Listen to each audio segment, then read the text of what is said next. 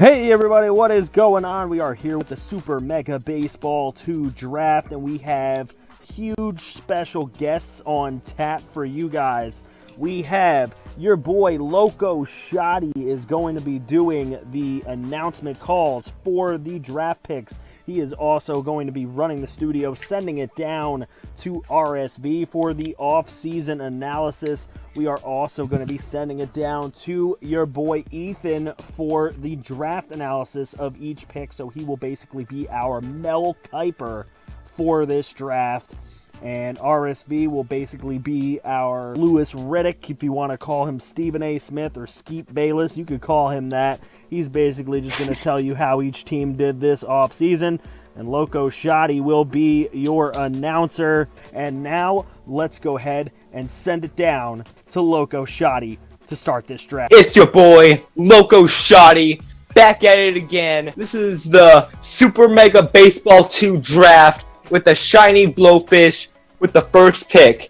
And now we'll see what the shiny blowfish did in the offseason when they managed to be complete garbage. Looking at the shiny blowfish, it was a bit of an unfortunate offseason for them as closing pitcher Harry Knuckles retired due to extreme embarrassment from blowing the final game of the season in dramatic fashion, giving up 4 runs in the bottom of the 9th. Meanwhile, first baseman Bobby Harshwinter also retired due to being the worst leadoff hitter in the league and being threatened to go to the minor leagues. They also lost second baseman Miller Gray to free agency because he had absolutely no power and lost confidence. However, they were able to get closer Ollie North from the Swamp Things to replenish the loss of Harry Knuckles. First baseman Bobby Crosby, which I think he's okay. You know, I'm Loco Shotty by my album. Go to Ethan for the draft analysis. Okay, what's up guys, it's Ethan and I'll be breaking down your draft picks. Crosby, not your prototypical first baseman. Definitely has to work on the hitting, but at first base, with that speed, maybe you could see him as a leadoff hitter. If he cannot steal bases well, he will not succeed even though he has speed. Base running awareness is what you got to focus on. And looking at the tape, he just looks like he's gotten caught stealing, got put in multiple rundowns over his career, and we'll see how that affects him. Alright, now up next we got the Crows. Right after my home dog, Param Crow. He's pretty lit, so go subscribe to his channel, but also subscribe to this one because this is relevant as well. Anyways, they're right here with the second pick. Now let's go to RSV. Now, looking at the Crows here, I think you have to start by talking about their free agency. They lost shortstop Whitney Young to the Dragons, however they got Tim Cruz from the Alphas to replace her straight away, so that's a good move by them, another smart front office decision by another one of these teams. Due to retirement, they lost center fielder Wary Hatter and second baseman Zerwin Gleaming, so the outfield and the middle infield are going to be 2 big priorities for them heading into the draft. Alright, and the Crows, they select your boy Gordon Ramsay. Gonna chop up some teams. Gonna teach them how to cook too. I want to cook because I'm Loco Shotty and I do whatever I want. Anyways, let's see what Ethan does with the draft analysis. Okay, the Crows select Gordon Ramsay with the second pick. Center fielder, Ramsay, great arm, solid fielder, what you want. And he can hit for power, not a great speed guy. Definitely going to affect him if you cannot cover those gaps where those right and left fielders do not have the speed as well.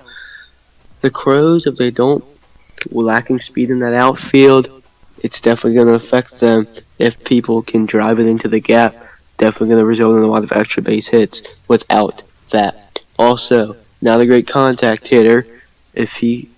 Without the speed, if he's a straight power guy, just like Aaron Judge, just like Giancarlo Stanton, just Dexter Fowler, he's lost some speed, still playing center, and you see it time and time again. He just cannot keep up with those balls into the gap. Alright, now, with the third pick in the Super Mega Baseball 2 draft, we have the Cheese Balls, which is the best team in the entire league, if you ask me. I'm not biased whatsoever. No, you're biased. Let's see what they did in the offseason. Back to you, RSV. So looking at the Cheese Balls here, another interesting offseason for this team. They lost center fielder Aaron Samplemore to retirement. However, they got center fielder Gordo Polis from the Griffins in free agency. So another case of a team replenishing a need with somebody in the free agent market. That's really interesting because a lot of these teams seem to be making smart moves, replenishing some of the needs they've lost due to retirement and free agency. In addition, they lost Jimmy Mess to the Swamp Things, their starting pitcher, and they also lost left fielder Steven Concentrado to retirement. So looks like the pitching staff and left field is going to be their two top priorities. And the Cheese Balls have selected Whitney Wilder. Yeah! Heck yeah, we're going to win. Oh, anyways, back to Ethan with the draft analysis. Whitney Wilder. Wilder, great velocity. Jordan Hicks for the Phillies. I don't know if you guys have seen him. Threw a 105 mile per hour fastball with insane movement. I mean, started on the outside corner, broke into the other's batter's box. That's what I think Wilder can have. The killer curveball. It can really ruin some hitters' days. Throw it at the top inside corner, let it break down inside, and they are done. If you can have two dominant pitches, but not have a third, you will become predictable. Solid pick. And the Cheese Balls on this pick, a C+. Wilder definitely has room to improve on that slider, but if she can focus on just overpowering hitters with that fastball, she will be good. And with the fourth pick in the Super Mega Baseball 2 draft, we have the Alphas. And after how they played, they might as well be called the Betas, if you ask me, because I'm Loco Shoddy and everyone asks me things. Anyways, let's see what the heck they did in the offseason, as if it mattered. All right, so looking at the Alphas here, obviously second baseman April Swinging's retiring, catcher Bats Peterson also retiring. Now Bats actually suffered a bad injury in the last game of the season, breaking his leg, and unfortunately he just was not able to recover from that. He has decided to call it quits. April Swingings she was in the later stages of her career and just really wasn't feeling it anymore, but obviously in free agency, they were able to sign Miller Gray, which is going to be a big get for them. He should be an easy replacement for April. Unfortunately, losing Tim Cruz to the Crows is going to open up a hole there as well, though. So perhaps they'll be looking for a catcher and a shortstop in the draft. And the Alphas have ended up selecting Lindsay Lannister. Yeah, good pick, Alphas. See Ethan's draft analysis on the trash Alphas, Betas, my bad. Lannister, great power, exact power fielding, no speed, no contact. You don't need speed or contact out of your catchers as long as you can drive the ball, throw some runners out that they're stealing. She will be a great pick for the Alphas. If Lannister can live up to her potential, if she can hit maybe 20 home runs a season, she will be a great pick for the Alphas at pick 4, and I'm giving her a B-. Swamp Things are up. So, I honestly believe their name sucks, their logo sucks. RSV, well, they got messed up at the Griffins. RSV, you do the off-season thing. Yeah. Now, looking at the Swamp Things here, it's pretty interesting because they had a lot of turnover in their pitching staff, losing Terry Odell to retirement, their starting pitcher. However, getting in free agency starting pitcher Jimmy Mess from the Cheese Balls, so kind of crossing out that need. However, they did lose closer Ollie North to the Shiny Blowfish, so they're going to be looking for someone to kind of be that staple in the back of the bullpen. In addition to that, right fielder Joe Fair retired, so perhaps outfield and bullpen help is going to be their two top priorities heading into the draft. All right, and it seems the Swamp Things have selected my homie from Kringleton University, Billy the Kid. Have a good time at the Swamp Things. I'm gonna be laughing at you in the sidelines. Just kidding. I'm not gonna be in the sidelines. I'm gonna be in the audience. Freaking punk. back to Ethan on the Swamp Things draft analysis. Billy the Kid. As that closing pitcher, you don't have to come in. You do not have to usually pitch a ton of pitches, and that's exactly how Billy the Kid's arsenal works. Extreme control, great velocity, comes in there, gets your 3 outs, gets it over with. Control, velocity. Looks like he can be a great pick for the Swamp Things as long as they can hold that lead. He can be one of the best closing pitchers in the league, just like Mariano Rivera. An A-, absolute beast. Now we're talking about the Dragons in the Super Mega Baseball draft. They have the 7th overall pick, but don't worry. While getting destroyed by the living dead, the Dragons soon got hit with a recent sickness called most of the Indians' playoff runs, which caused most of their team to choke to death. Now, RSV, what they did the offseason, especially on who retired. Now, looking at the Dragons here, it was a bit of an interesting offseason so far for them, as in free agency, obviously, Vince Swingers, their shortstop, left. However, they were able to regain a shortstop in Whitney Young, so that's a nice job by them kind of filling in that hole quickly. It appears that they were indeed suffering 2 retirings between Crash Smith, their right fielder, and their third baseman, Bo Crush. Both of them decided to call it quits. They were both just kind of entering their later stages of their career. Bo, in particular, actually hardly even got any playing time last season because he just really wasn't feeling it and really started struggling. So perhaps they're going to be looking for right fielder and third baseman in the draft. Very interesting offseason for the Dragons. And the Dragons, the masters of the choke, have selected Teddy Davis Jr., third baseman, again, from Cringleton University. Have fun with the choke artists. All right, now back to Ethan. At 6, the Dragons select third baseman Teddy Davis Jr. Great contact, great speed, lacking in power, not great. Not great at all. Right now, I'm giving him a D. No mentions of arm, no mentions of fielding. Your third basemen need to hit for power. They need to have a good arm to make that throw across the diamond. And Teddy Davis, it's just not there. It looks like bad pick by the Dragons. A waste of that 6th pick. All right, now the Griffins are on the clock with the 7th overall pick after getting their butt kicked by the living dead. I love your logo. Anyways, go RSV to what they did in the offseason. Again, it doesn't matter. The Griffins here, they had another interesting free agency as center fielder Gordo Polis left to the Cheese Balls. However, they were able to get Pat Zoner from the living dead. So another case of a team replenishing a need through free agency. Due to retirements, they lost relief pitcher Hubbub Sacred and right fielder Elay Sportsman.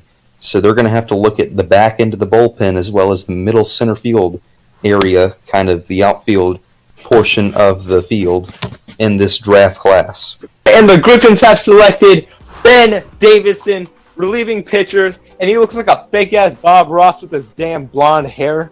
Back to Ethan on their draft analysis. Davidson, velocity's high, control is low, super fast, which won't mean much.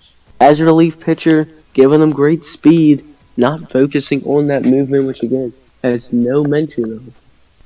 As a relief pitcher, you're probably going to have to pitch 3 to 4 innings until you get that closer in, depending on how well the starter plays. Usually, high-velocity pitchers lose their energy quickly. Griffin's not a terrible pick. I'll give him a C-. Definitely has room to grow. And over time, if you can get that. Griffin's not a terrible pick. I'll give him a C-. Definitely has room to grow. And over time, if he can get that control and movement up, raise the stamina, he should be fine. Griffin's not a great pick. Alright, and now the living dead, the pit of mediocrity that somehow made the finals and won. They've put me in gambling debt. Thank you. I hate your team. Back to RSV. Looking at the living dead here, obviously the defending champions don't have a lot of holes as a result, but they still did lose Buck Triples, their shortstop, and center fielder Warren Butler to retirement. Both of them were nearing the end of their careers, both over age 35 actually, so they played a long time. However, they were able to get Vince Swingers from the Dragons in free agency, replenishing that need at shortstop, and they also lost right fielder Pat Zoner to the Griffins. So outfield is going to be a priority in the draft, and you can assume that the Living Dead are going to look to repeat. Oh. Okay, I can't get money from the bank because I'm broke now? Oh, okay. And the Living Dead have now selected Wendy Peppercorn, which, in my opinion, bad last name, it sucks. I hope your team fails in a pile of rotting garbage for the next 5 seasons. Ethan, you tell them about the draft analysis. She should have been number 1. I mean, come on. She's super hot. Great fielding. Great center fielder. Great arm, but not a great hitter. Some center fielders don't specialize in hitting. You don't have to hit for power. She is a ball hawk in all areas.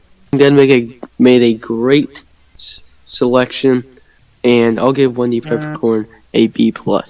Alright, now it's the 9th overall pick. The Shiny Blowfish are back at it again, and they select my boy from Crampton University, Winnie Hutt Jr. No, you're a disappointment. I hope you fail miserably.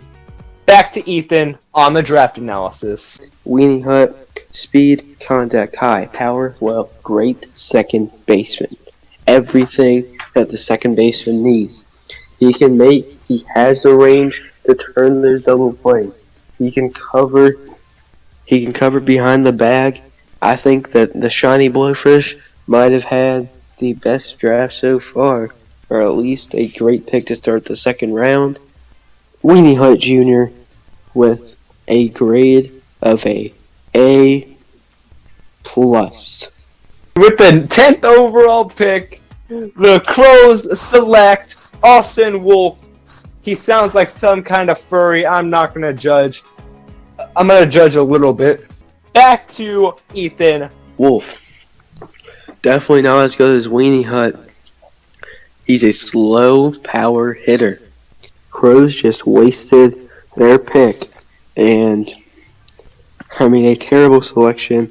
Wolf with a terrible skill set. And I'm going to give him a grade of a D-. He does have that power.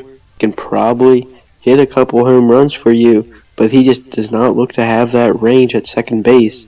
I don't think he's that good. D- grade. Alright, now with the 11th pick in the Super Mega Baseball 2 draft, it seems that the GOAT team, my team, the Cheese Balls, have selected Joe General Federal. Yo, Steve, is that a real name? It is? Ethan on their draft analysis. Love the name. Federal General, speed, contact, fielding. That is what he specializes in. Power and arm are lacking, and corner outfielders need power. Speed is a good thing to have. Fielding also a good thing to have. No arm cannot make those throws home. The Cheese Balls right now have a very strong draft along with the Shiny Blowfish. Joe Federal General gets a C+ with lots of room to grow. Alright, now with the Alphas, with the 12th overall pick, they're selecting Mary Bonner from Charleston University. Back to Ethan on the draft. Mary Bonner, great speed and power. Has trouble with contact, and that's speed. Great. Great at that shortstop position. But, again, no mention of fielding or arm on her scouting report. Fielding and arm are what makes a shortstop a shortstop. Mary Bonner with a B grade at that shortstop position. With the pick the Swamp Fangs got, they have taken Sonya Blade. Mortal Kombat. Get over here. Over character.